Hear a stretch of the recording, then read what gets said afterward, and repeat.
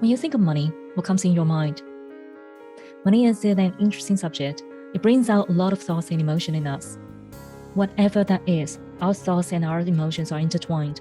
Thoughts create emotions, emotions create thoughts, and they drive our actions. So why do we have those thoughts or emotions? Fundamentally, they are all from our beliefs. All the beliefs are formed into our mindset. So what is money mindset then? Money mindset is a set of money beliefs that shape how you make sense of money matters and yourself. It influences how you think, feel, and behave in any given situation. In other words, if you have positive money mindset, which brings joy or excitement or a sense of calm or security to you, you'll be more proactive on managing your money, gaining more knowledge about finance, be more sensible on how you use your money. On the other hand, if you have negative money mindset, which brings you worries, stress, anger, or frustration, you will try to avoid being associated with it, get into unnecessary debts, procrastinating dealing with bills, feel emotional when people talked about money. I grew up in a family who consider money as everything. Sadly to say, but they value a person's worth by the wealth the person has. Through years, I tried to prove my own worth to my family by trying to be wealthy. I started to work when I was in uni. I worked hard and saved. And if I wanted to get more, I'd work harder and up-level myself with higher education or added more skills. I ran business, I invested in all sorts of investments. But didn't matter how hard I tried, money seemed to come in and go out. And then I got to where I began. I didn't get it. I was so frustrated and confused. I did all the things right, well, in my mind, but seems like there was something just not right. It was until I understand how powerful our mindset is, and it changed the way I deal with money, and it changed my life.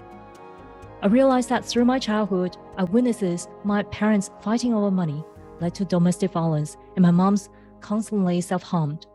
I unconsciously connected money into pain, anger, fear, codependency, powerless, and lack. So it doesn't matter how hard I worked, how much I earned, I unconsciously pushed the money away from me. I let my partners make money decisions for us because that's men's job, even though the decisions sounded really silly.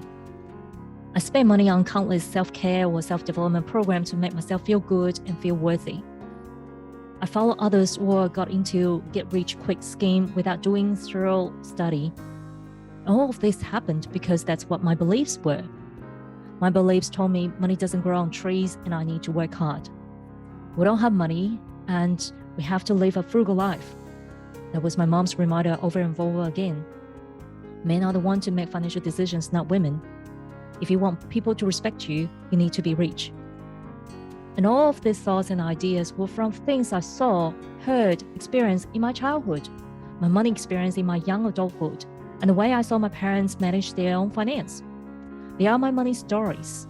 Through my money stories, I conclude my own perspective of this interesting subject, money. And those perspectives formed into my beliefs and gathered to be my money mindset on how I should treat my money. And they were kept deeply in my subconscious mind that I didn't even know about it and drove my money decisions.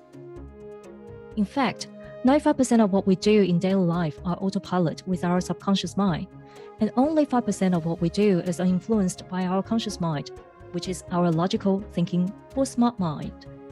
That is crazy if you think about it. Would you let your child manage your family money? Definitely not, right? Our subconscious mind is just like a 5-year-old child. It is filled with all the stories and our human fundamental survival needs, and those create thoughts and emotions.